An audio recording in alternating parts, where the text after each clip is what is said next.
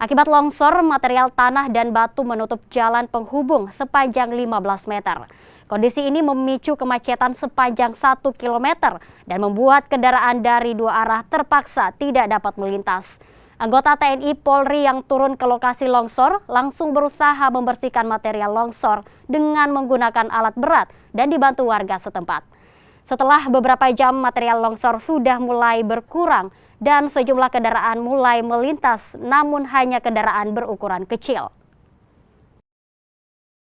Kamu dikerjakan manual oleh masyarakat setempat.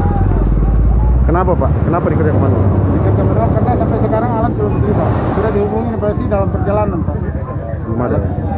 Kalau antrian kendaraan di sini Pak bagaimana? Antrian kendaraan yang diperkirakan Pak dari Mamasa maupun dari arah Polewali sudah diperkirakan sudah sekitar 500 unit. 500 unit. Sekarang bagaimana Pak? Sekarang sudah bisa dilalui walaupun kendaraan-kendaraan yang lewat masih dibantu oleh masyarakat. Baik didorong.